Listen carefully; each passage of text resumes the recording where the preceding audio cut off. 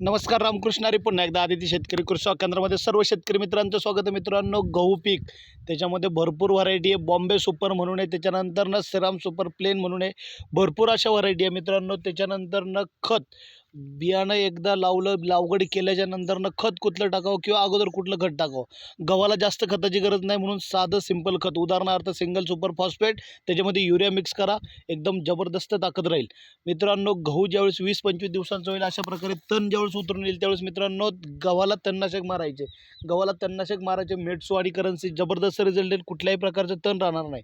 तण मारत असताना काळजी अशी घ्यायची की गव्हाला पाणी द्यायचे, भरपूर ओलं करायचे, त्याच्यानंतर तणनाशक मारायचे. फक्त खर्च ₹500 राहील, 5% उदाहरणार्थ सांगतोय. याच्यानंतर मित्रांनो तणनाशक मारून 7-8 दिवस झाले, पूर्ण तण मेल्याच्या नंतरनं पुन्हा एकदा युरियाचा डोस टाकायचा थोडासा, जेणेकरून आपले जे मधले चिवार म्हणूयात, मधली फूट ही जबरदस्त निघेल. मित्रांनो, गव्हाला जास्त काही रोग येत नाही. गव्हाला फक्त मावा तुडतुडा आणि एक शीत ब्लाईट म्हणतात, कँकर ब्लाईट म्हणतात, तोच रोग आहे. त्याला गन शॉट आणि त्याच्यामध्ये फक्त साधं रोगर किंवा इमिडाक्लोप्रिड वापरायचे. जबरदस्त उत्पन्न निघेल. मित्रांनो, पाण्याचा ताण देऊ नका. ज्यावेळेस चीक भरणीची अवस्था असेल त्यावेळेस मित्रांनो एखादा ताण द्या. जबरदस्त उत्पन्न, कुठलाही खर्च न करता उत्पन्न व जास्त पीक काढायचं असेल, हक्काचं दुकान आपलं दुकान आदिती शेतकरी कृषी केंद्र.